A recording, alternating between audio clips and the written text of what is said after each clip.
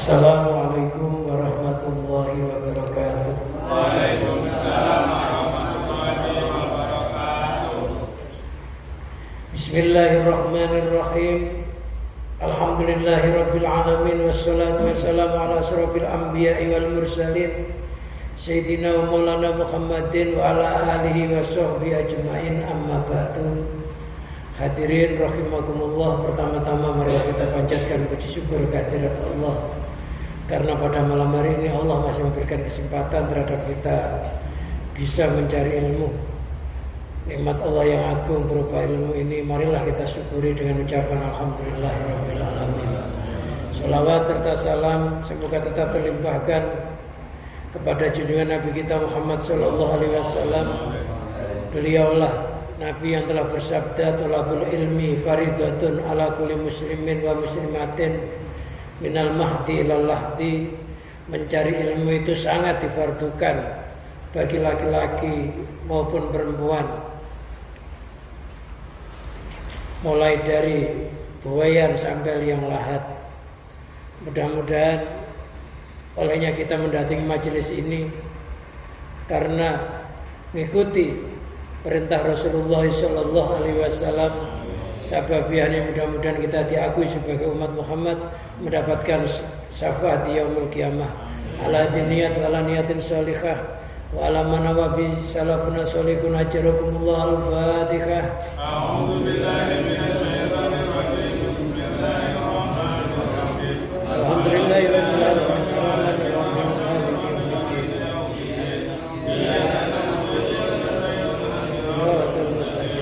Shiratal ladzina an'amta 'alaihim ghairil maghdubi 'alaihim waladdallin. Ila hadratin nabiyina Muhammadin sallallahu alaihi wasallam wa ala alihi washabihi wa tabi'in man tabi'ahum bi ihsan ila yaumiddin. Sya'ulillahi lahumul Fatihah. A'udzu billahi minasy syaithanir rajim. Bismillahirrahmanirrahim. Alhamdulillahirabbil alamin.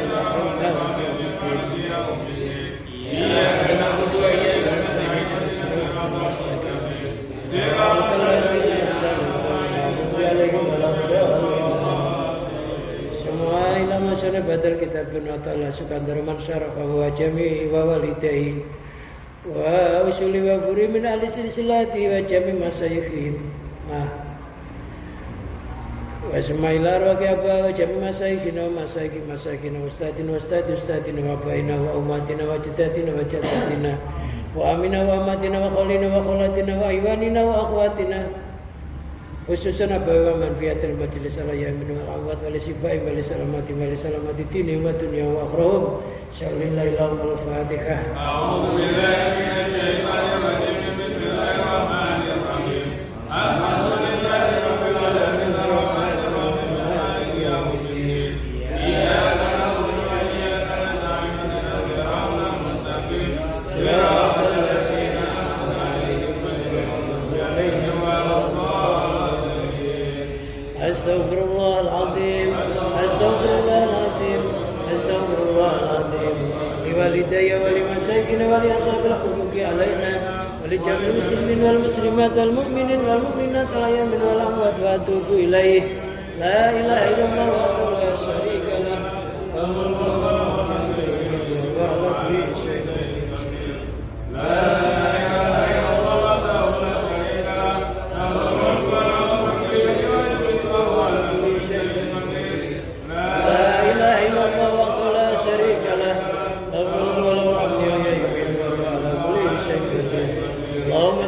Sayyidina Muhammadin wa ala alihi washabihi wa barik wa sallim ajma'in.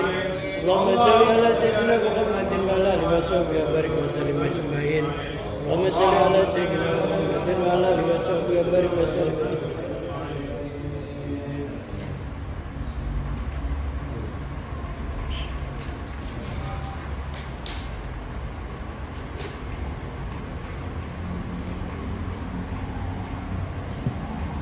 Bismillahirrahmanirrahim. Qala al-musannifu rahimahullah wa nafa'ana Allah bihi wa bi 'ulumihi wa amatana bi barakatihi fid dharain amin. Fa idza nazalu ila sama'il huquqi wa ardil hududi fa bil idni wa tamkini warusukhi fil yaqin falam yanzilu ilal huquqi bisu'il adab wal ghaflah wala ilal hududi bisyahwati wal mut'ah bal dakhalu fi dzalika kullihi billahi walillahi wa minallahi wa ilallah.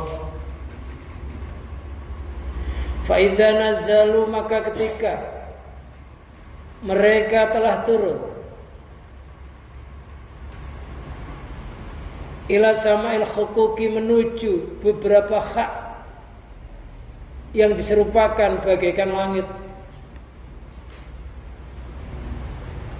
wa ardil hududi, dan beberapa bagian yang diserupakan bagaikan bumi, fabil idzni, maka dengan izin Allah, wa tamkini, dan kemapanan, warusukhi, dan mengakar, fil yakini, di dalam keyakinan, falam yanzilu, maka mereka tidak turun ilal huquqi, menuju beberapa hak, bisu'il adabi, dengan buruknya etika, wal ghaflati, dan lupa Allah,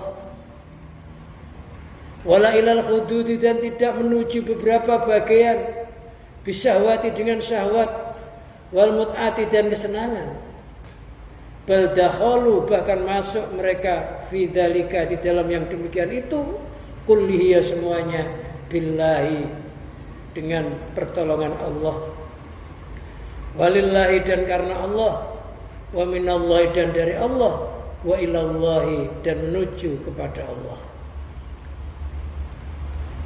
Keterangan Ibnu Athaillah As-Sukandari yang disarai kitabnya oleh Imam Asy-Syarqawi. Ucapan ini merupakan ucapan orang yang sudah menuntaskan tugasnya. Ibaratnya Rasulullah sudah melakukan Isra Mi'raj.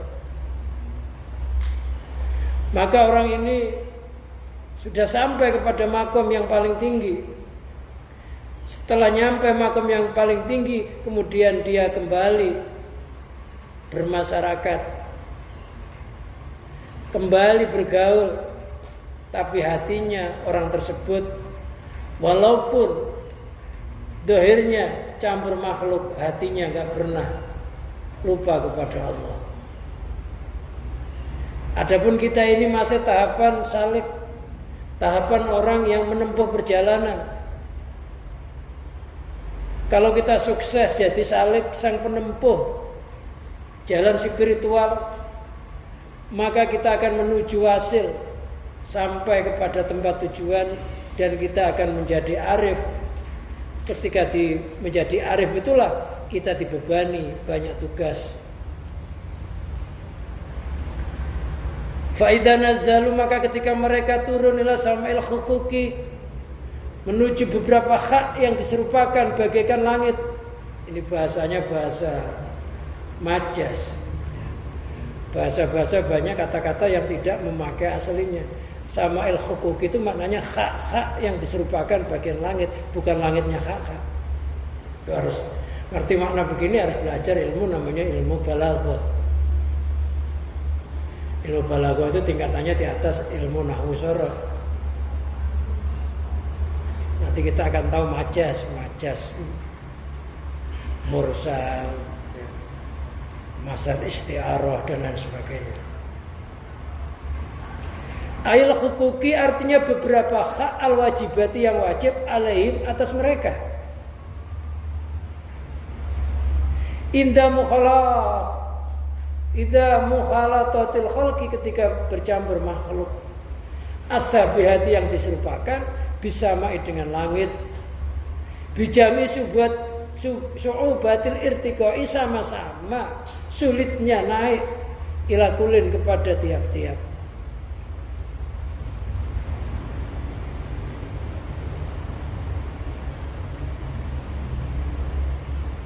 Jadi ketika seseorang telah sempurna perjalanan ritualnya, spiritualnya, Perjalanan torik dari syariat kita ini kalau masuk sholat syariat itu ngatur ibadahnya jasad. Kayak tuh ngatur orang sholat itu syaratnya harus wudhu. Orang wudhu itu syaratnya harus memakai air. Air itu dibagi-bagi, ada air tohir mutahhir suci mensucikan, ada air tohir ghair mutahhir suci tidak mensucikan, ada namanya air mustakmal, ada namanya air mutanajis, ada namanya air mutaghayyir. Mengetahui yang demikian itu namanya syariat. Kalau sudah wudunya sah, kita melakukan sholat, di dalam sholat ada syarat-syaratnya. Syaratnya orang sholat harus bersuci. Dan ada rukun-rukunnya. Ada rukun kolbi, ada rukun kauli, ada rukun fi'li dalam sholat. Rukun kolbi kayak orang niat. Rukun kauli baca takbir, takbiratul ihram, baca Fatihah sampai seterusnya. Ada rukun fi'li kayak berdiri, rukuk, sujud. Sujud pun nanti ada peraturannya orang sujud, berapa anggota yang dibuat sujud, syaratnya bagaimana. Ini urusannya ahli syariat. Ibadah jisim juga harus benar jalannya. Sehingga jangan sampai kita ibadah bertahun-tahun, ibadahnya nggak sah menurut Allah. Fikihnya udah nggak sah.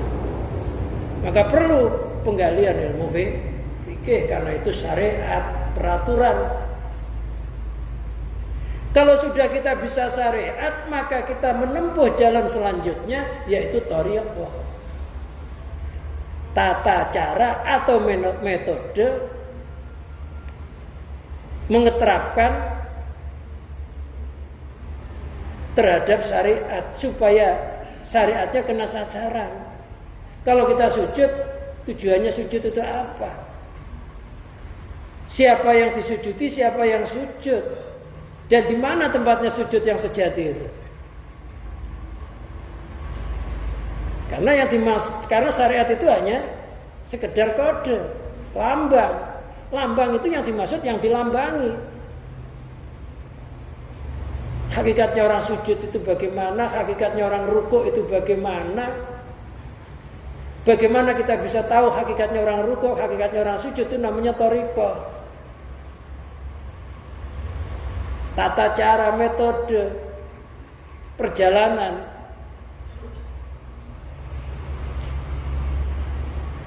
Jangan sampai nggak ngerti. Contohnya, kenapa bendera Indonesia itu merah putih? Apa yang dimaksud merah putih? Apakah sebuah warna aja? Tidak. Ketika bendera dikibarkan sang merah putih, itu ada yang tersirat di balik merah putih. Nggak sekedar mengerek bendera, nggak sekedar menghormati bendera. Yang dihormati bukan itu. Kalau orang menghormati bendera yang diniati menghormati kain, ya syirik. Yang dimaksud merah adalah kesucian bangsa. Orang itu harus suci, orang itu harus ikhlas, orang itu harus bersih.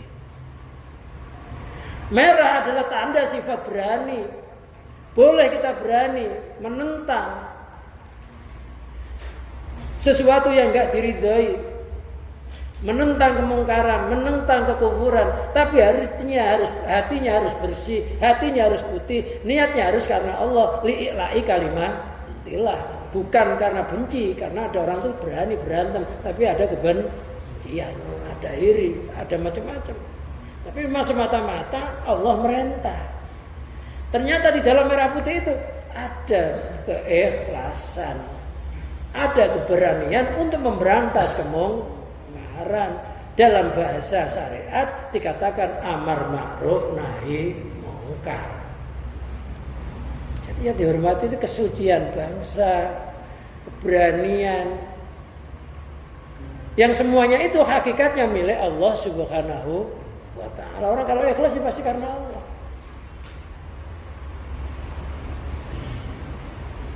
Begitu juga ketika kita rukuk, ketika sujud, itu ada tujuannya. Perjalanan itu namanya thariqah. Makanya thariqah itu harus ada guru, namanya guru mursyid. Harus ada pemimpinnya, namanya thariqah di jalan. Kalau kita gerak jalan ada ketua regunya, ada nggak? Iya, ada yang mimpin. Jangan jalan sendiri nanti kesasar. Siapa yang memimpin ilmu thariqah? Ya orang-orang yang sudah membuktikan keberhasilannya mencapai maqam ma'rifat. Bila ada thariqah Qadiriyah, pendirinya adalah Syekh Abdul Qadir Al-Jailani.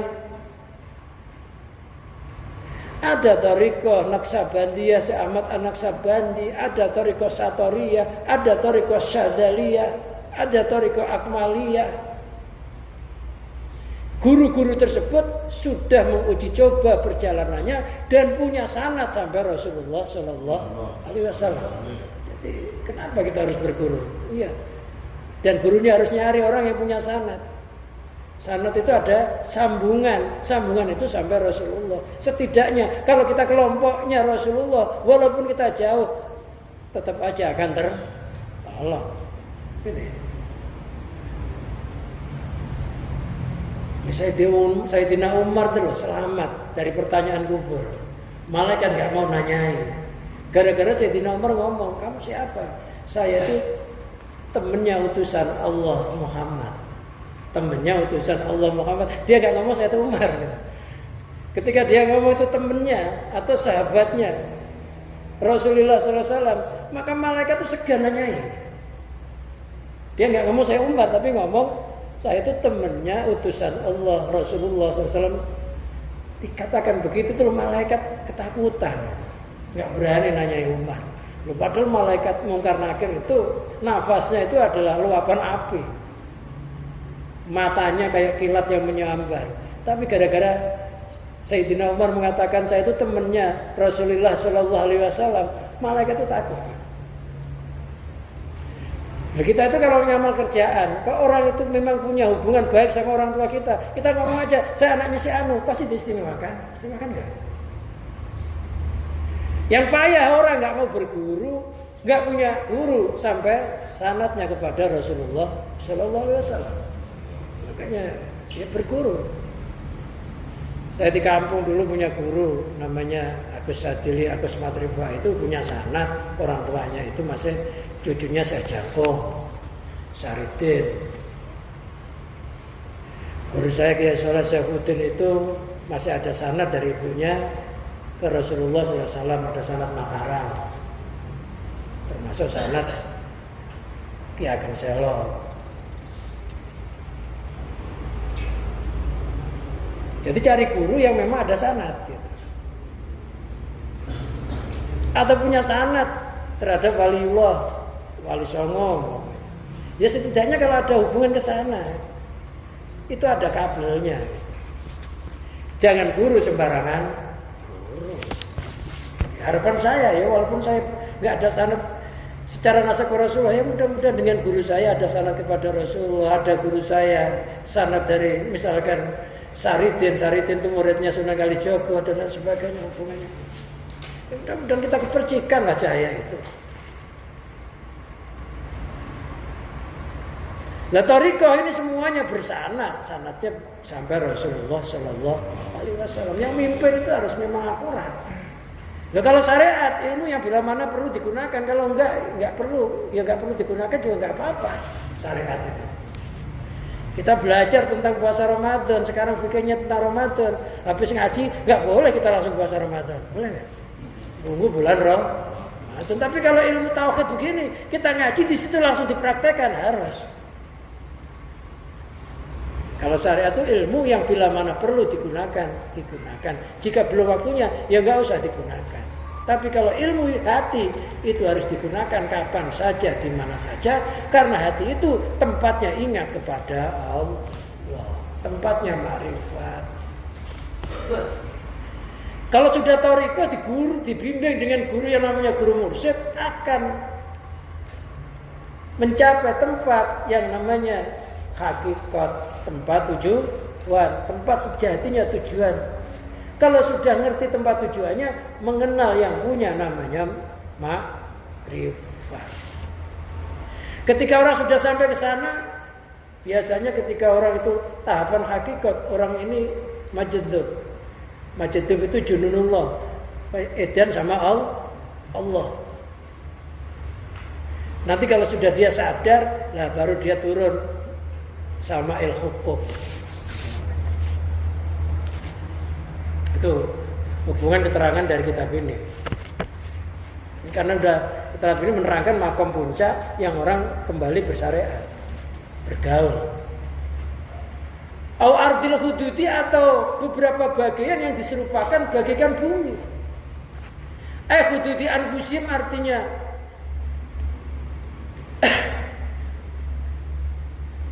bagian diri-diri mereka atau nafsu-nafsu mereka, allati tulabisuhum,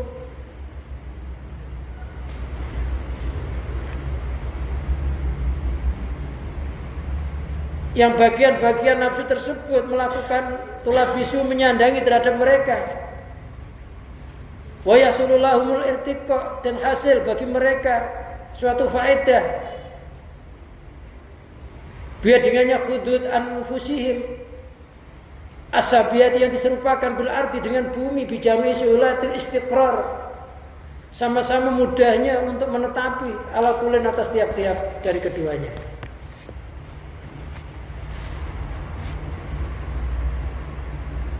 Ketika sudah turun menuju langit hukuk, apa tadi? Langit hukuk adalah beberapa hak yang diserupakan bagaikan langit. Kita hidup di dunia ini, setelah kita mengurusi masalah syariat, tarekat, hakikat sampai makrifat, sehingga orang itu menjadi kamil. Ketika kamil, orang itu menjadi kamil mukamil. Kamil mukamil itu, kamil artinya sempurna, mukamil menyempurnakan, sempurna dan menyempurnakan, paripurna dan memparipurnakan. Maka mereka punya hak-hak. Apa? Hak kepada Allah, hak kepada masyarakat, hak kepada istri.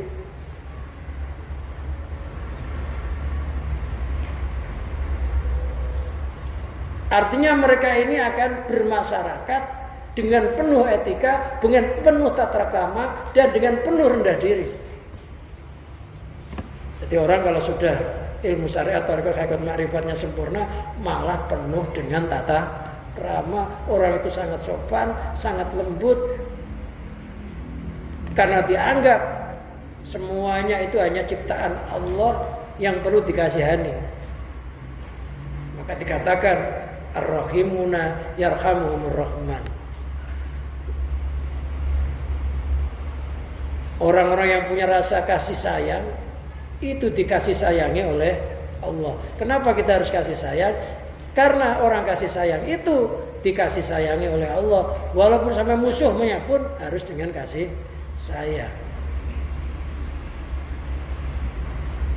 Lah orang-orang yang tingkat ini mempunyai hati kasih sayang kepada siapapun, nggak membeda-bedakan, karena semuanya dianggap makhluknya Allah. Allah punya nama Ar-Rahim.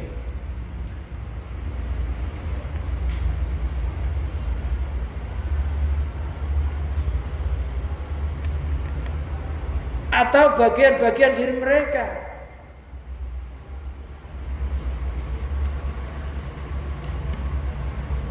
fabil idzni wa tamkin, dan dengan izin dan kemapanan orang tersebut sudah diizini oleh Allah.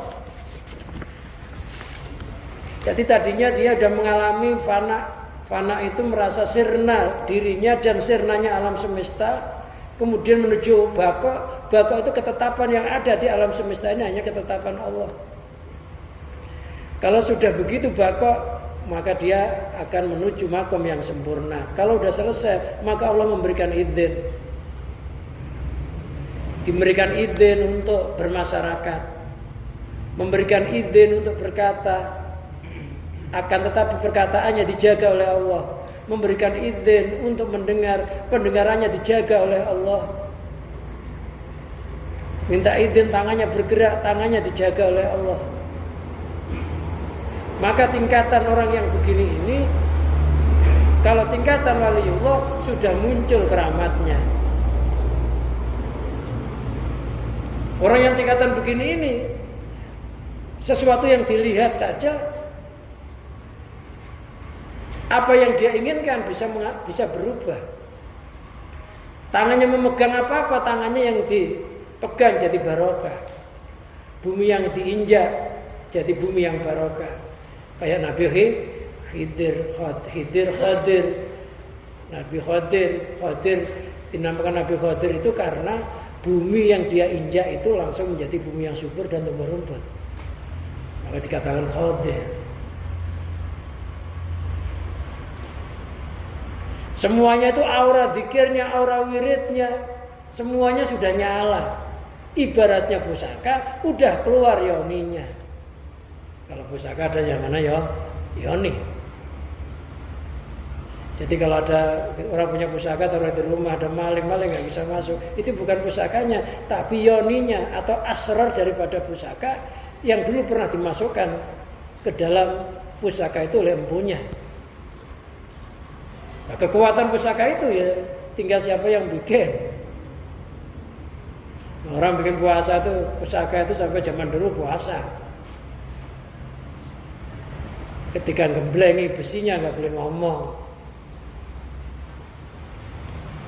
Nggak gampang. Kemudian baru sambil dimasukkan mantra-mantra atau doa-doa yang tertentu. Kalau istilah orang Islam ya hizib. Atau kosam-kosam malaikat-malaikat yang disumpahi. Jadi sebenarnya yang ampuh bukan pusaka, itu pusaka hanya suatu tempat, tapi di dalamnya ada barokah atau karomahnya para aulia Allah, kalau memang itu peninggalannya para wali. Allah sudah ngizini terhadap orang itu mau ngapa aja diizini oleh Allah. Orang tingkat begini ini sudah istilahnya sabdo pendito ratu. Ilmunya sudah ilmu nyata. Ilmu sabdo nyoto.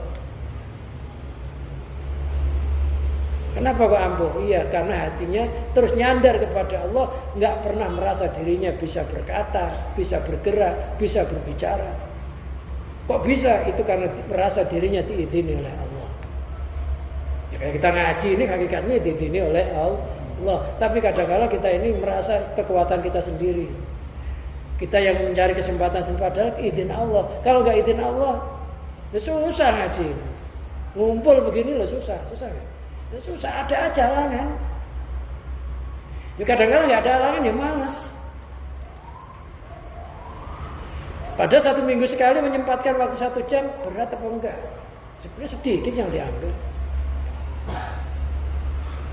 Buat tamkini dan mapan. Hatinya itu sudah ngeletak, sudah mapan. Ibaratnya perahu sudah nggak goyang. Perahu itu toriko. Kalau perahunya goyang, orang-orang di toriko segera dimuati dengan kalimat La ilaha illallah. Nah, hidup ini ya kita ini kayak perahu. Kalau kita goyang, goncang, cepet-cepet zikir kalimat La ilaha illallah, maka perahunya akan tenang. Tujuannya perahu itu untuk apa?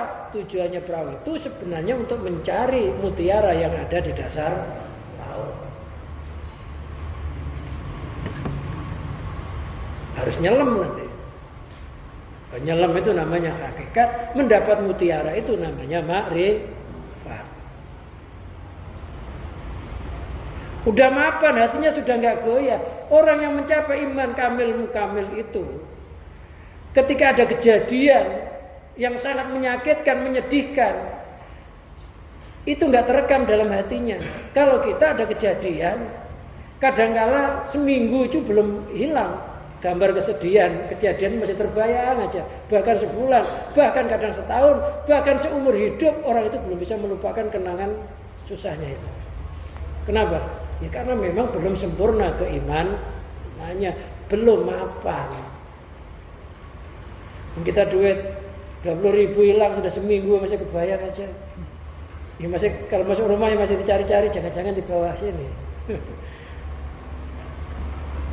Rekamannya itu kaca cermin kita itu masih rapuh. Loh, kalau sudah mapan, orang itu kalau hatinya itu sudah mapan, yang dilihat bukan wujudnya kejadian, tapi zat yang menciptakan kejadian itu siapa? Yang dilihat dalangnya, bukan wayangnya. Yang menciptakan kejadian bukan kejadiannya. Yang menciptakan itu yang maha kuasa, maha adil, maha bijaksana. Nggak mungkin sesuatu terjadi walaupun menyusahkan. Kalau itu nggak baik untuk kita, Allah menjadikannya. Beda. Ada orang ketika ada peristiwa yang dilihat wujudnya peristiwa itu kejadiannya. Dia lupa bahwa kejadian itu ada yang menciptakan. Orang yang hanya melihat kejadian itu biasanya nyalahkan temennya, nyalahkan orang lain. Ini gara-gara kamu. Kalau nggak kamu, nggak mungkin. Gitu ya. Coba kamu kemarin diam. Loh, padahal orang itu bisa ngomong mendapat izin Allah nggak? Iya, ditentukan oleh Allah. Walaupun dia pengen diam, tetap aja merocos. Memang dia nguji terhadap kita. Sampai seberapa kesabaran kita menghadapi orang yang begitu itu. Kita nggak akan bisa sabar jika tidak mengembalikan bahwa orang itu hakikatnya bisa merocos itu diizini oleh Allah. Dan kalau sudah sabar, maka timbul iman. Maka dikatakan as-sabru nisful iman. Sabar itu separuh dari iman. Dan kita nggak akan sabar jika kita tidak melihat wujudnya kejadian itu yang menjadikan satu hanya Allah. Kalau sudah tak mungkin mapan, nggak goyang. Ibaratnya makom, udah makom istiqomah, makom yang mapan. Kalau sudah istiqomah, muncul karomah. Ala bisawati artinya bukan karena syahwatnya. Olehnya dia lakukan bukan karena ngikutin nafsunya atau syahwatnya, wa muradin keinginannya. Maka kalau makan ya jangan karena nafsu, minum juga jangan karena nafsu, kerja juga jangan karena hawa nafsu, tapi karena zat yang menciptakan hawa nafsu, Allah. Kalau makan tuh nafsu, ya muncul. Kadang-kadang nggak habis. Ya kalau nggak karena nafsu, karena Allah. Ya Allah ngilami, setengah piring, sesendok ya sesendok. Tapi berkali-kali, ya, banyak juga. sesendok. Ini saya kalau makan ya sesendok, nggak pernah makan sepiring itu nggak pernah saya. Ya sesendok.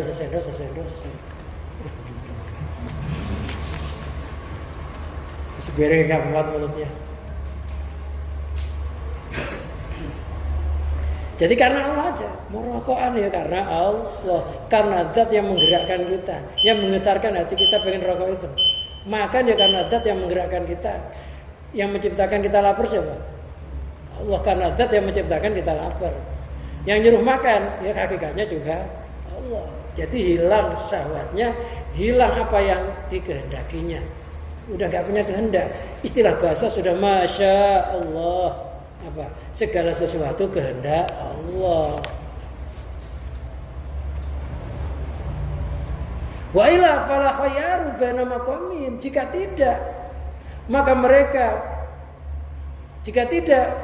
falau khayaru, maka jikalau mereka memilih baina maqamin di antara makomnya fitil kal hadrati di dalam kehadiran, di dalam hadrah atau sowan kepada Allah, wal khuruji dan keluar mina darinya hadrah ila mukhalatatil khalqi untuk bermasyarakat, lam yaqtaru, maka tidak memilih siapa mereka ila biqa'am ketetapan mereka via di dalamnya. Kalau toh mereka ini harus suruh milih campur sama Allah terus menerus, apa milih bercampur makhluk, ya maka mereka akan memilih campur dengan Allah yang terus menerus hatinya, nyambung sama Allah yang terus menerus. Tapi karena dunia ini memang harus, dunia itu memang harus, kita di dunia harus bermasyarakat, maka dia tetap memilih bermasyarakat karena memang harus, tapi hatinya nggak pernah lepas dari Allah. Zahirul syariah, batinul hakikah. Zahirnya campur makhluk, hatinya ke Allah. Dikiranya itu nyari dunia, ternyata isinya akhirat. Dikiranya itu perkataan hamba, ternyata itu perkataan zikir. Karena hatinya nyambung sama Allah. Jisimnya tetap di dunia, tapi rohanianya, hatinya nyambung sama Allah. Kena panas, hatinya nggak pernah nyalain matahari. Udah jam begini matahari panas banget, masih jam 10, udah panas banget loh. Kalau kena panas hatinya, Maha Suci Allah. Jika matahari mengeluarkan terik panasnya tanpa izin Allah. Sebenarnya yang bisa menimbulkan panas itu bukan matahari itu, tapi Allah yang mengizini matahari mengeluarkan panas. Hatinya itu Allah. Kena hujan ya begitu. Bersama kita sama. Kita juga kena hujan, kena panas. Tapi hati kita ini senantiasa menyalahkan itu kejadian itu dari makhluk itu. Sedangkan mereka merasa kejadian itu dalam kendali kekuasaan Allah. Beda. Menyapu itu loh, kalau kita nyapu misalkan, kita merasa yang menggerakkan tangan kita rohnya, roh digerakkan oleh rasa, rasa digerakkan oleh hidup, hidup digerakkan oleh Allah. Dan nyapunya tiap sapuan jadi nilai ibadah. Orang kira itu kuli biasa, kuli sapu. Ternyata nilainya ibadah. Satu sampah yang kita buang, membuang kotoran di jalan itu 70 dari juz keimanan. Jadi serendah-rendahnya iman itu membuang kotoran. Setinggi-tingginya iman membaca kalimah la ilaha illallah. Jadi jangan menyepelekan di masjid begini, ini ada sampah kita sapu. Jangan menyepelekan, itu ada hubungan dengan hati kita.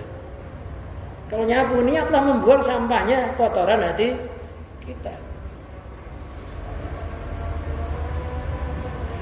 Ada masjid mau bikin sumur, bantulah niatnya nanti menyirami hati kita, nyiramin air melalui dipakai orang, lalu kita kena imbas terus.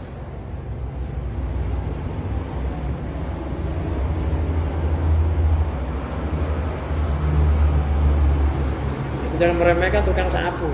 Nah, kalau kita tuh ziarah ke makom Sunan Ampel Surabaya, itu ada namanya Mbah Soleh. Mbah Soleh itu tukang kebersihannya Sunan Ampel, Masjid Ampel. Nah itu makamnya itu sampai ada 9 makamnya, kuburannya. Karena ketika dia meninggal, Sunan Ampel itu sedih. Oh, seandainya ada muridku soleh masih hidup, nggak mungkin masjid ini sampai kotor begini. Nah, tiba-tiba ya uno kelihatan Mbah Soleh itu nyapu. Itu kalau kita ke sana tanya makamnya Mbah Soleh itu ada kuburannya 9. Itu karena hidup sampai 9 kali. Wallahu alam kebenarannya. Tapi peninggalannya tetap ada segitu. Tanya kalau dikit, ya Sunan Ampel juga ada makam Sunan Ampel ada makamnya Sunan Bolong, Sun Haji. Yang dulu Masjid Ampel ketika didirikan kontra orang tentang kiblatnya, lepas apa enggak. Akhirnya Sunan Ampel mengutus muridnya namanya Sun Haji. Dia bolongin depan musola itu, pengimamannya dibolongi, orang suruh ngintip, Ka'bah itu kelihatan. Makanya zaman dahulu ini masjid atau musola ini biasanya ada lubang di depan kecil gitu. Itu dulu sejarahnya Sun Haji atau Sunan Bolong itu. Selain itu bisa untuk meludah ketika imamnya pengen ludah. Sudah diatur cara pengimaman, ada bolongnya, kenapa? Itu ada sejarahnya, bukan asal-asalan gitu. Nah, sampai orang dulu itu kalau untuk bikin jedingan, itu juga ada. Itu memang sesuai dengan fikih. Kalau orang itu masuk jeding pasti yang dimasukkan tangannya yang sini dulu. Faksilu wujuhakum wa aydiyakum, tangan sampai sikut. Berarti kan sini dulu. Kalau itu kolam pasti kena sasaran fikih kan. Tapi kalau keran biasanya orang dari sini ke sini kan. Padahal bukan dari sini ke sini, wudu itu dari sini ke sini. Tangan itu begini mestinya, berakhir ke sikut. Tapi kebanyakan orang itu bertentangan dengan teks Qur'annya. Maka mereka bikin kolam. Selain itu apa tujuan bikin kolam? Karena orang itu disunahkan meminum bekas wudhunya walaupun sedikit. Itu untuk menghilangkan penyakit ain, termasuk penyakit dengki, iri hati itu bisa hilang dengan bekas air wudhu itu. Maka zaman dulu banyak santri itu kalau mau masak itu ngambil air kolam itu.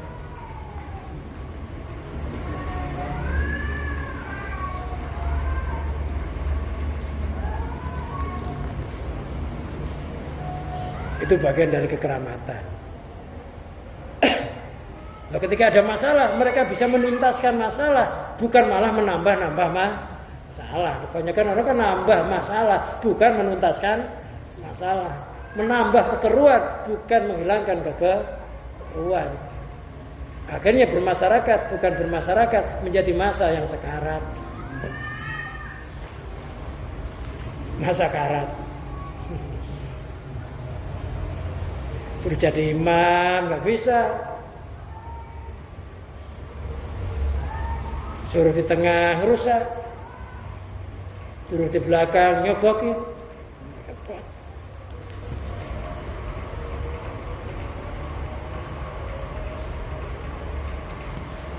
Loh, karena mereka ini di dunia itu harus, maka mereka tetap tinggal di dunia, tapi hatinya nggak pernah lupa Allah. Hatinya di alam ulwi, alam keluhuran.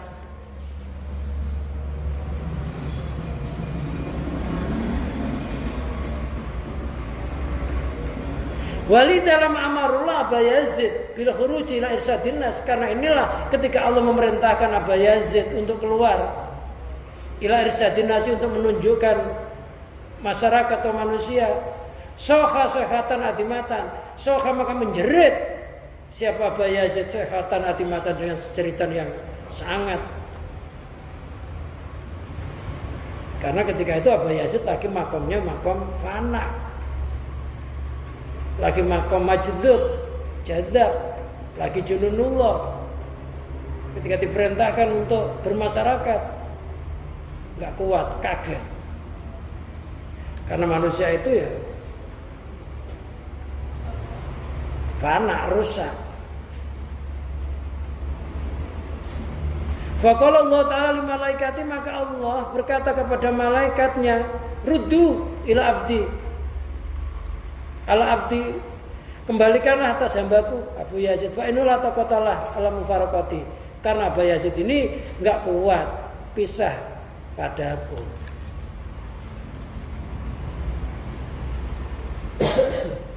Jadi ketika kita bermasyarakat, seolah-olah itu kita pisah dari Allah, tapi sebenarnya hati kita nggak pernah pisah dari Allah, walaupun dari kita kelihatannya bermasyarakat. Tapi Abu Yazid ketika dalam makom jununullahnya bermasyarakat nggak kuat, langsung jerit.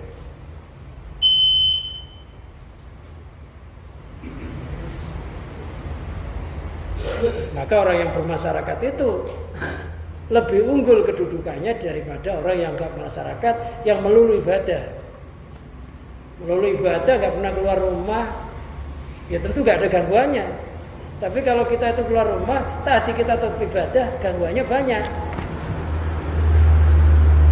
Macam-macam yang dilihat. Dan kalau kita nggak ditolong oleh Allah, bisa jatuh dalam kemaksiatan. Makanya orang kok bermasyarakat, kok tetap kuat, teguh ketakwaannya, kuat imannya. Oh, itu lebih sempurna daripada orang yang melulu ibadah. Karena diuji sama enggak beda.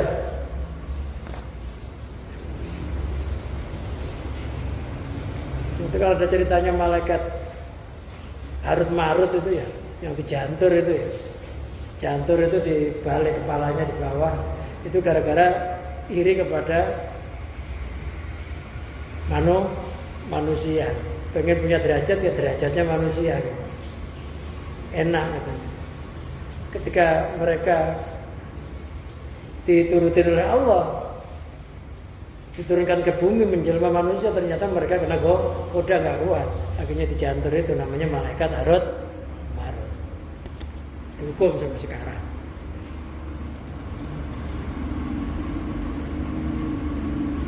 Nah, tempat digantungnya malaikat Harut Marut itu ya ada macam-macam ilmu sumbernya dari situ. Ilmu baik sampai ilmu santet ya dari malaikat Harut Marut itu.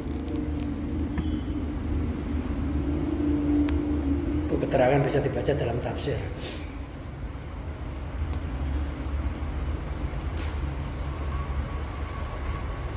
Kalau batu wakana dalikal waktu lam yasulau kuwatun. Sebagian ulama mengatakan Abu Yazid ketika itu belum berhasil baginya kekuatan untuk ngadepin masyarakat. Orang ngadepin masyarakat itu butuh kekuatan. Ngadepin istri aja lah butuh kekuatan. Kalau kita lembek diganyang sama istri kita. Ganyang ya? Diganyang. Banyak laki-laki diganyang bukan ganyang. Butuh kekuatan. Warusukhun dan belum mengakar fi maqamil farqi di dalam makom pisah. Maksudnya pisah dari Allah. Istilahnya orang lagi kasmaran, lagi cintrung. Orang itu kalau lagi kasmaran, lagi jatuh cinta, dipisah susah nggak? Ditinggal aja sampai nggak berdaya, lemes. Dinamakan garwo itu sigarane nyawa. Orang itu kalau dipisah lagi cinta-cintanya, maka ibarat orang kehilangan separuh dari nyawanya. Iya. Tapi Pak Haji sekarang udah enggak Pak Haji ya. Udah mulai utuh. Kalau pertama ditinggal ya, itu separuh nyawanya hilang Pak Haji. Susah ke dapur kelihatan, ke kamar kelihatan, padahal nggak ada.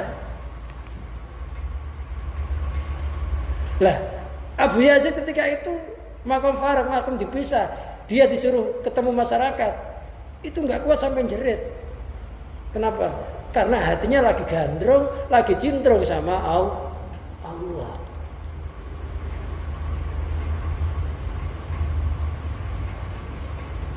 Sama kalau kita lagi cintrung ngaji, cintrung zikir, lagi kasmaran ibadah,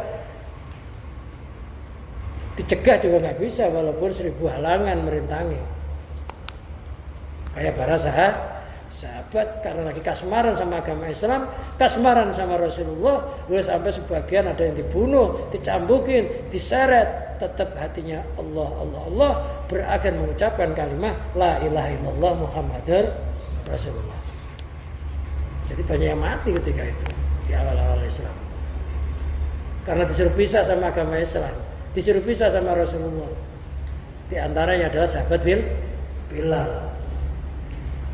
Tapi dia nggak sampai meninggal. Karena dimerdekakan lah Abu Bakar.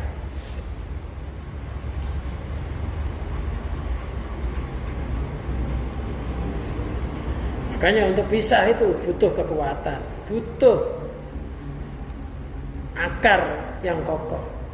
Summa ba'da dzalika qawahu. Setelah itu kemudian Allah memberikan kekuatan terhadap Abu Yazid wa akhraja dan mengeluarkannya. Kemudian Allah nolong kepada Abu Yazid, diberikan kekuatan untuk ngadepin masyarakat yang hatinya enggak pernah lupa kepada Allah.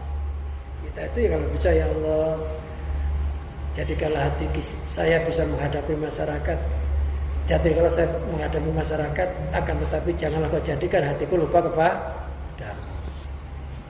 kerja tetap, tapi hatinya nggak lupa kepada zat yang menciptakan kita bisa kerja. Berusaha tetap, tapi hatinya nggak pernah merasa lepas dari zat yang menciptakan kita bisa berusaha. Silakan, nggak masalah gitu. Yang nggak boleh itu kan hatinya lupa Allah, fokus kepada dunia itu. Qolal musannifu bil idni wa tamkin, dengan izin dan kemapanan. Itla yalzamu min mujarradil idni, karena tiada wajib dari melulu izin dan kemapanan. Tamkinatnya makam fi makomil bako, di dalam makom bako. Makom bako itu makom yang sudah tetap setelah makom fana. Fana itu hati kita mensirnakan segala sesuatu selain Allah itu hanya milik Allah. Kalau sudah hanya milik Allah, maka menjadi makom bako. Misalkan makhluk itu kita sangka wujud, padahal sifatnya makhluk itu adam.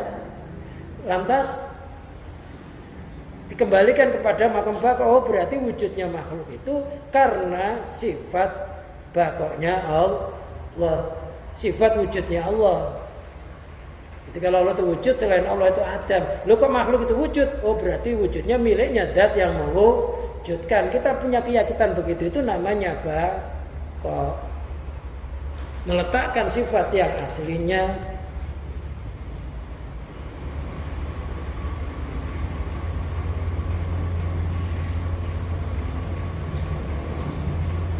Bi ayasula lahumul quwwah ala mukhalafatil khalqi. Bi ayasula lahumul quwwah, dengan umpamanya kekuatan telah berhasil terhadap mereka untuk bergaul kepada makhluk wa tahammul adza dan menanggung disakiti. Jadi orang itu kalau bermasyarakat ya harus kuat. Kalau disakiti ya harus kuat nahan disakiti. Yang nyakiti kalau perlu kita ada Fatihah, mudah-mudahan yang nyakitin saya, yang merampas hak saya, mudah-mudahan matinya husnul khotimah. Kok malah dibalas mudah-mudahan husnul khotimah dengan kasih sayang? Iya, dengan kita berdoa gitu itu Allah mengasihi sayangi kita. Itu yang dimaksud ar-rahimuna yarhamuhumur rahman. Orang-orang yang punya kasih sayang itu disayang oleh Allah. Dengan begitu itu, kok mereka yang kita doain hadiah Fatihah, kita doakan husnul khotimah, keluarganya bahagia, kok tetap jahat? Yang disayang bukan dia, tapi yang disayang kita karena sudah ada rasa kasih sayang. Jadi kalau udah didoain bagus kok malah kurang ajar, itu bukan dia yang disayang, tapi malah kita yang disayang. Tapi itu ya berat, disakiti, dicaci maki, kehormatannya dipermalukan, doain bagus itu ya berat-berat nggak? Ya berat.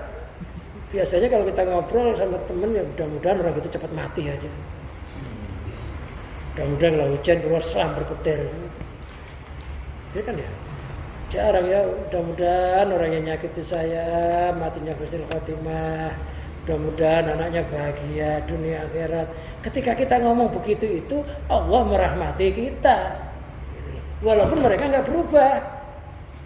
Ternyata orang yang nyakiti kita menjadi jembatan Allah menyayangi kita ketika kita sayang kepada orang itu.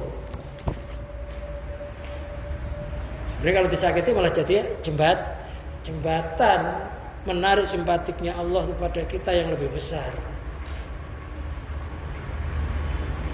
Gitu itu Qur'annya ya ada, la tastawil hasanatu wala sayyi'atu billati ya ahsan. Enggak sama antara kebaikan dan keburukan. Tangkalah suatu keburukan itu dengan sesuatu yang lebih baik. Fa idzalladzi bainaka wa bainahu adawatun ka'annahu aliyyun hamim. Apabila terjadi di antaramu dan di antaranya permusuhan, anggaplah musuhmu itu saudara kandungmu sendiri. Quran. Bahasa Jawanya kalau ngartikan ya saya itu bukan saudara kandung, sedulur Sinoraweti. Sedulur Sinoraweti. Jadi nggak boleh terluka itu sama sayang. Tapi ya jarang ya orang disakiti nyayangi yang menyakiti sampai kayak saudara yang sangat dilindungi itu sayang. Jarang ya? Ya jarang. Nah, itu akhlaknya wali, akhlaknya nabi. Kalau kita ya dikitukan ya sampai mati kadang nggak nanya kok. Iya, ada nggak orang jengkel sampai mati nggak nanya, ada nggak? Ya nggak sedikit, bukan? Bagaimana jadi wali? Disakiti aja nggak kuat. Jadi memang dunia ini diciptakan oleh Allah supaya manusia itu disakiti, supaya nggak betah di dunia. Kalau nggak betah di dunia, artinya orang itu ngungsi ke Allah. Kalau merasa dunia itu disakiti, pasti dia akan ngungsi kepada zat yang menciptakan dunia yang nggak pernah menyakiti. Maka bikin nggak betah, biar hatinya nggak merasa tenang sama dunia ini. Kalau nggak merasa tenang, akhirnya ngungsi kepada Allah.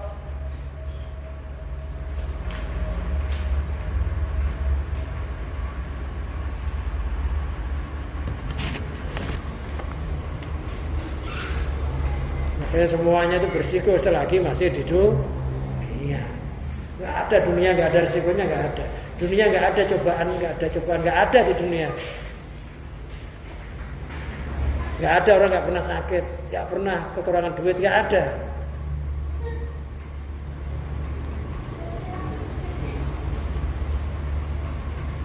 Ada Fir'aun, tapi karena sifat itu bukan sifat manusia, akhirnya ngaku Tuhan.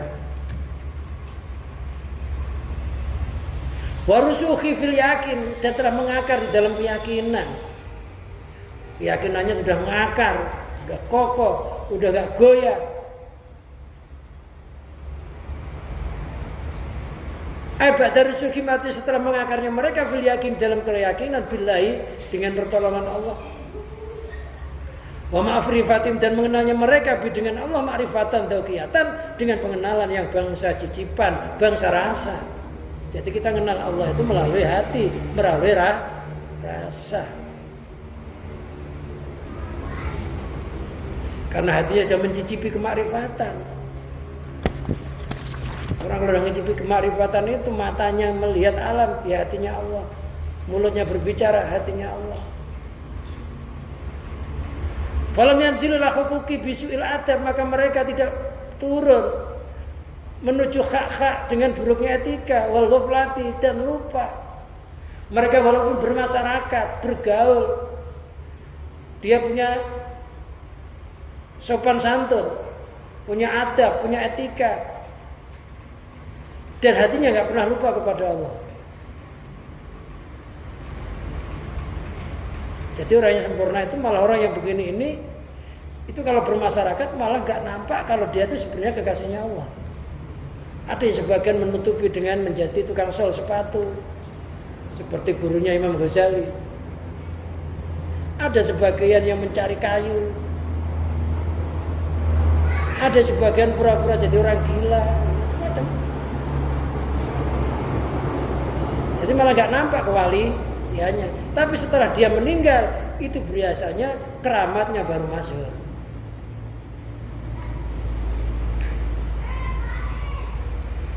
Ya ada juga yang masih hidup sudah masyhur kayak Abu Hasan Asadili, Abu Yazid Al-Bustami, Syekh Ahmad Kabir Arifai, itu yang sekarang jadi ilmu debus, itu dulu dari Syekh Ahmad Kabir Arifai. Sakti. Itu dulu torikohnya senang atraksi. Orang dikolot, digergaji, ditusuk. Dibawa ke Indonesia menjadi debus. Debus itu artinya nggak tembus. Itu asalnya dari ketorikohan, tapi sekarang dipelajari debusnya, torikohnya enggak. Nah, itu salahnya.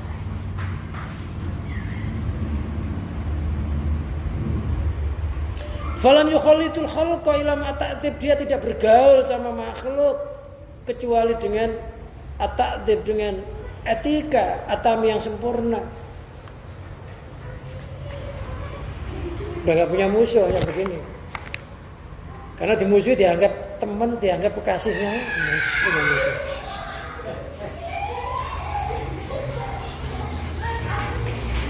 Li'annahum yarallahu fihim. Karena sesungguhnya orang-orang alim ma'rifat tadi itu melihat Allah di dalam diri mereka. Mereka itu merasa makhluk itu dalam kendali kekuasaan Allah. Seolah-olah makhluk itu benda mati yang di dalamnya dipasang hidup oleh Allah. Jadi apa yang bergerak di dalam makhluk itu, Allah lah yang menggerakkan, Allah lah yang mengembirakan, Allah lah yang menyedihkan. Jadi mereka itu dianggap kayak benda mati yang diisi oleh sifat hayatnya Allah. Jadi gerak mereka ya digerakkan oleh Allah, diam mereka didiamkan oleh Allah, jahat mereka ya Allah yang menciptakan kejahatannya. Kalau Sunan Kalijogo nyontohin wayang. Wayang itu yang baik, yang buruk sebenarnya dari dalamnya. Tapi nggak boleh dalam dikatakan jahat ketika dalam memerankan kejahatan, tapi dalamnya adil. Karena telah menciptakan kebaikan.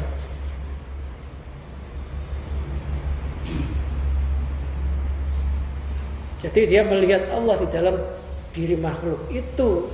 Tidak dimaksud bahwa ma'akum aina ma kuntum, Allah bersamamu di mana saja kamu berada. Ya kamu ya semuanya sebenarnya. Mata kayuti serta kewaspadaan, kepekaan. Wah, mata kayuti itu kalau Kiai saya itu mengartikan takayut itu prayitno. kepekaan yang disertai dengan kewaspadaan. Sing prayitno gitu kan. Lan ngati-ngati gitu ya. Prayitno berhati-hati. Waspada, hati.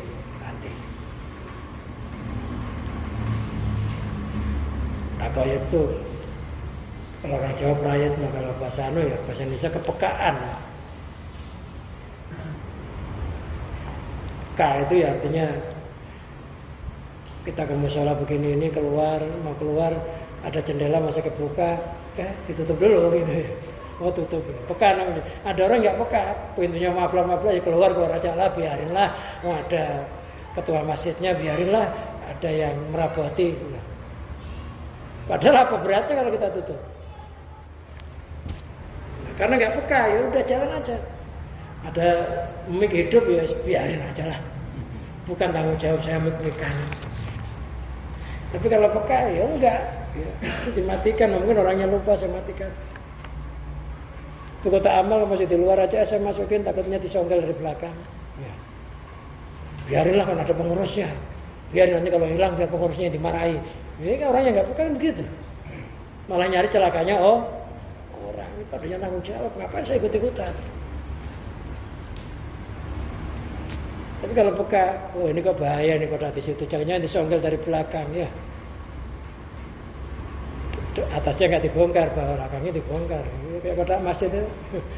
Nanti kalau gitu itu loh, kalau perawat masjidnya ngomong nggak boleh mandi, nggak boleh wudu, nggak boleh tiduran, ya disalahin. Nah, padahal kalau dibolehkan ya kotak disonggel bener kan?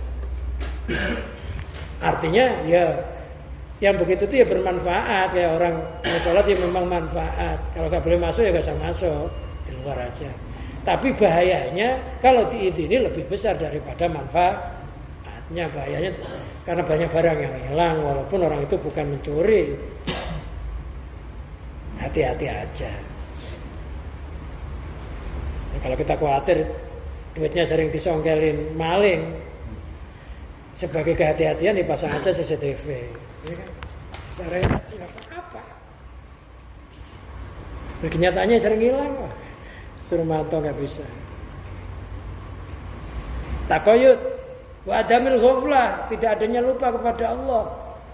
An mawjudihim, dari yang mewujudkan mereka. Jadi yang mewujudkan makhluk itu Allah, yang menghidupkan makhluk itu Allah. Ketika mereka disakiti oleh makhluk, yang dilihat yang mewujudkan, dia yang menghidupkan makhluk itu. Dia ditemukan kita sebagai ujian, hati kita bisa mempraktekkan rukun iman yang keenam enggak? Antumina bil qadari khairi wa syarri min Allah. Fa idza adahum syahsun tahammalu lillah. Maka ketika seseorang menyakiti mereka, tahammalu lillah, mereka menanggung bebannya karena Allah. Dibetahkan, dikuat-kuatkan. Karena sebenarnya Allah lagi nguji dia. Sebenarnya kita disakitin orang sama kita digigit ular itu hampir sama aja. Sama enggak? Nah, kalau orang hanya berakal aja, kalau ular juga nyakiti, tapi gak berakal aja. Tapi sama-sama yang menggerakkan, kalau ular sama manusia yang gerakkan sama enggak? Ya sama Allah sebenarnya. Tapi karena manusia itu berakal, maka kita lebih sensitif kepada enggak betah kalau disakiti manusia. Padahal ular itu yang jahat juga ketika gigit. Tapi mereka ketika disakiti oleh seseorang begitu, mereka tahan, tidak membalas dengan keburukan, tapi malah dibalas dengan kebaikan. Kalau perlu malah masak daging, diater-aterin. Terima kasih kamu udah nyakitin saya. Ya apa ya ada. Terima kasih kamu udah nyakitin saya. Dengan gara-gara kamu Allah jadi merahmatin saya. Karena saya ridho. Allah diaujadahu, yang memejutkan seseorang itu. Jadi ingatlah, orang yang nyakiti kita itu yang mewujudkan Allah, yang menggerakkan Allah, yang menghidupi Allah. Maka dunia dikatakan cobaan itu begitu. Ketika kita nggak bisa kembali kepada Allah, gagal di dalam ujian ini. Wa ra'ana allati salatahu alaihim wa maulahum lidzamin fa'aluhu. Dan dia melihat sesungguhnya orang yang menindasnya, analladzi salatahu, yang menindasnya. Melalui mereka, huwa maulahum, itu adalah Allah sebenarnya, itu adalah Tuhan mereka. Kita yakin nggak kalau kita ini punya pelindung, penguasa yang menghidupi, yang mematikan ketika kita bergerak, itu sebenarnya yang menggerakkan Allah. Lantas mereka digerakkan, dihadapkan kepada orang-orang yang punya keimanan, bisa kembali kepada Allah enggak? Lidzambin fa'alu, dan mereka sadar orang tersebut digerakkan nyakiti kita ini, nyakiti orang tersebut nyakitin kita ini, mungkin katanya itu karena ada dosa yang pernah kita lakukan. Jadi kita punya dosa yang oleh Allah nggak diampuni kecuali kita dihadapkan oleh orang-orang yang menyakiti kita. Itu ternyata sebagai pelebur dosa. Jadi jangan ketika kita disakiti orang, jangan usah mencaci maki orang itu. Koreksi diri, ya Allah, kenapa saya ditemukan orang yang jahat ya begitu ya Allah. Ya Allah, kalau itu memang karena dosa saya dan harus ditebus ditemukan dengan orang itu, maka ampuni dosa saya. Jadikanlah orang itu sebagai pelebur dosa. Jadi mereka mengitikadkan bisa jadi mereka yang jahat ditemukan kepada saya itu karena saya punya dosa. Yang ampunannya harus melalui orang itu. Layaliku bimakomihim, yang tidak patuh terhadap kederajatan mereka. Karena orang yang sudah mencapai makam marifat billah ini nggak boleh tertitik dosa. Setiap ada dosa oleh Allah dicucinya ditemukan orang-orang yang menyakiti. Coba kalau udah baca begini nih, ya jangan terlalu jengkel terus sama orang ya. Ya Allah, mungkin saya punya dosa saya kalau saya ngadep kepadamu nggak boleh saya ada titik dosa. Dan kok cara mengampuni ditemukan orang yang suka nyakiti. Nah, itulah. Koreksi diri lah. Kenapa kok saya ini begini? Saya dicoba begini. Ya koreksi diri. Kenapa saya kok hidup saya terlontar-lontar, anak-anak saya berani. Ya koreksi diri. Mungkin ada dosa yang kalau memang belum ngampuni harus melalui dicoba dengan anak-anaknya, keluarganya.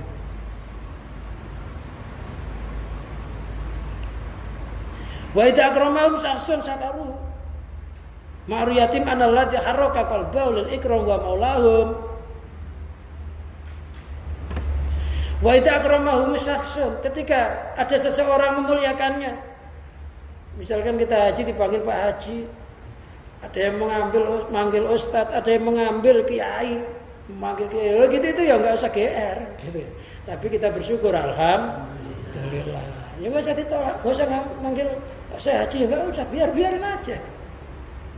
Bersyukur alhamdulillah. Ma'ru yatim analati haraka qalbul ikram wa maulahum, serta hatinya melihat terhadap orang yang memuliakan kita itu, sesungguhnya yang menggerakkan hatinya orang itu dan yang bisa memuliakan itu hakikatnya hanya Allah. Karena dia itu memuliakan kita karena hatinya digerakkan oleh Allah untuk memuliakan, sehingga dia hormat sama kita.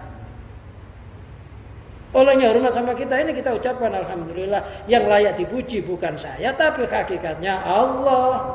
Karena ketika orang itu menganggap saya baik, cacat saya, luput saya lagi ditutup oleh Allah.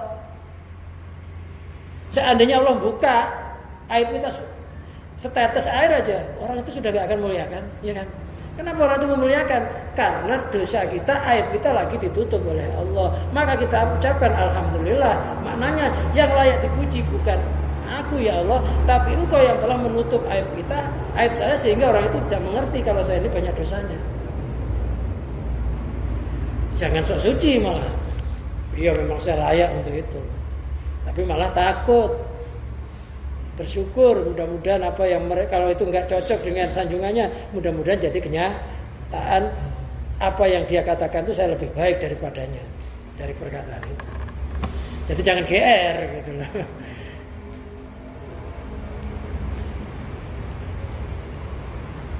Nah itu orang alillah itu begitu, kalau disakiti melihat bahwa mereka itu hanya boneka yang digerakkan oleh kekuasaannya Allah uji kita. Kalau lagi memuliakan kita, dia lihat oh Allah lah yang menggerakkan hatinya sehingga memuliakan. Tanpa Allah nggak mungkin dia muliakan, maka saya ucapkan alhamdulillah. Wasibiyah dan serupanya, wasibhuha dan serupanya. Ya al-huququl wajibah alai min tanuzuli wal mukhalatil khalqi. Ini adalah hak-hak yang wajib atas para wali tersebut ketika sudah turun dan bergaul kepada masyarakat. Nah, sekarang jangan cemen ya. Jangan cemen ngaji orang di masjid jadi pengurus baru diomong dikit aja udah kabur, udah ngambek. Gimana mau jadi wali? Wali murid. Wali anaknya sendiri. Mestinya kan jangan cemen. Ya udah wajar di sini udah begitu. Kalau disakiti solusinya begitu. Kalau dipuji solusinya udah ada. Enggak usah cemen. Gara-gara udah bantu banyak. Hanya diomong perkara satu kata, dua kata. Udah ngambek, enggak mau ke masjid lagi, ada enggak? Ada. Jadi pemimpin enggak kuat kritik. Ya gimana mau jadi wali? Wali itu tahan disakiti. Banyak bersyukur. Yang dimaksud wali itu kekasih Allah. Bagaimana mau jadi kekasih Allah kalau kita ngambekan? Yang ngambek itu boleh, jengkel itu boleh kalau kita disalah-salahin. Tapi nggak boleh sepanjang masa terus menerus. Sampai nginjek masjid ya nggak mau. Makanya sholat di rumah. Akhirnya berantem juga sama anak istrinya di rumah aja. Walam yanzilu al-hududi walam yanzilu ilal khududi wa yata'atuha bisyahwat wal mut'ah. Mereka tidak turun menuju beberapa bagian, artinya melaksanakan bagian tersebut bisyahwat wal mut'ah. Olehnya mereka bermasyarakat, olehnya dia bergaul bukan karena syahwat, bukan karena bersenang-senang. Bidhamil mim mut'ah ay ala sabili syahwati nufusim, artinya karena atas jalan syahwat nafsunya. Lawa tamatu'ihim biya, bukan karena syahwat nafsunya, juga bukan pula karena bersenang-senang dengan syahwatnya. Di dunia bukan mengikuti hawa nafsu istilahnya, tapi karena zat yang menciptakan hawa nafsu.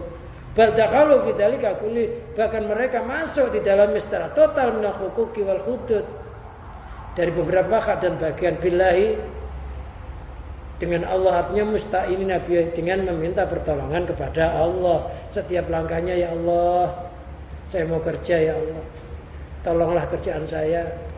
Apabila ada kerumitan, bikinlah kegampangan. Apabila saya nanti gak ikhlas, ya Allah, jadikanlah ikhlas hati saya. Apapun yang terjadi, jadikanlah hati saya senantiasa memandangmu, bukan memandang makhlukmu. Boleh minta tolong billahi walillahi, dan karena Allah, karena yang menciptakan jasad kita, hidup kita, roh kita, ya karena yang ngasih kita kerjaan itu. Lalu hati anfusin, tidak karena bagian hawa nafsu mereka, bukan kepentingan pribadi, tapi memang karena Allah, karena ada orang itu beraktivitas karena kepentingan pribadi. Kelihatannya nolong, tapi sebenarnya untuk kepentingan pribadi. Ada yang begitu. Wa min Allah, dan dari Allah. Amin intiarnya dari sisi Allah, amin intin anfusim, bukan dari diri mereka. Kok mereka itu sukses menjalani tugasnya sampai masyarakat memuji, menyanjung-nyanjung.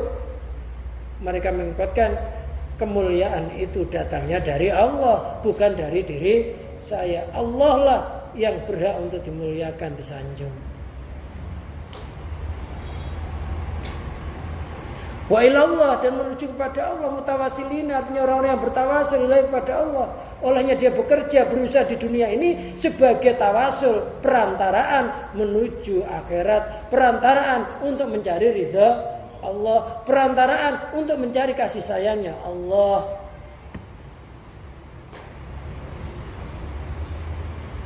Ya bisa aja datang. Binaili muradim, di dalam menggapai apa yang diinginkan mereka.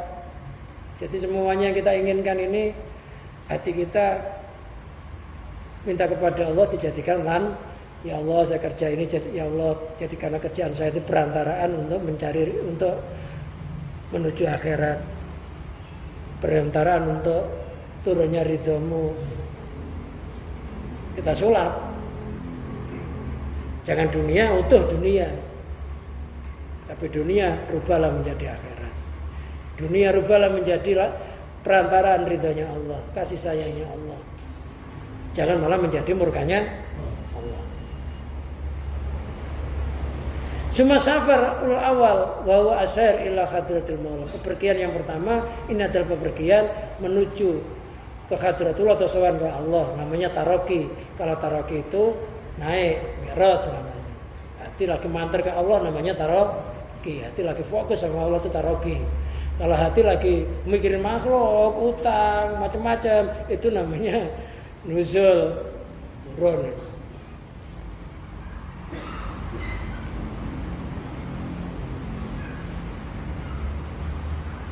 Yuqalu lahu safaru taroki. Yang kedua ini adalah bepergian taroki, yaitu naiknya hati menuju kepada Allah.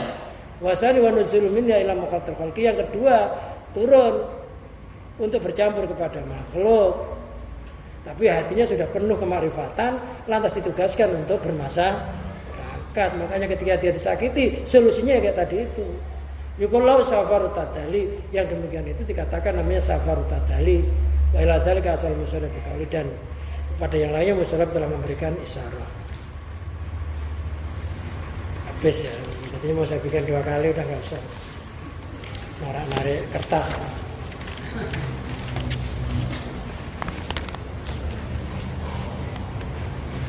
Ya demikianlah pengajian kita pada malam hari ini. Jadi sebenarnya pengajian kita pada malam ini udah pengajian puncak.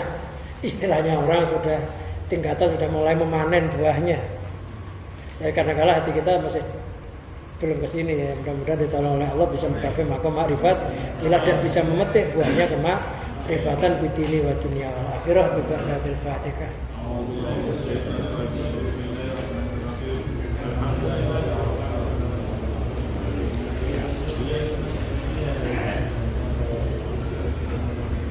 Allahumma salli wa sallim wa barik ala sayyidina Muhammad sayyidil awwalin wal akhirin sadatina sabi sayyidina rasul ajmain bi khawfi lutfillah bi jamili sitrillah dakhalna fi kanafillah wa tasafa'na bi rasulillah bi dawami mulkillah biyahin uhailin ahyasin hajabna anfusana wa majlisatana wa masjidana wa buyutana wa ma khawalaya bi hijabillah wa mana'na bi ayatillah wa bi hakim yuhyil idzam wa yaramim Jibril an yaminina wa Mikael an yasarina wa Israfil al khalfina wa Israil al fawqina wa sayyiduna Muhammadun sallallahu alaihi wasallam amamuna wa nur Yusuf ala wajhina fa ra'ana yuhibbuna wa nur Yusuf ala wajhina fa ra'ana yuhibbuna wa nur Yusuf ala wajhina fa ra'ana yuhibbuna wa khatamu Sulaiman lisanina fa takalamana ilaika hajatina wa khatamu Sulaiman lisanina fa takalamana ilaika hajatuna wa khosatu Sulaiman lisanina fa takalamana ilaika hajatina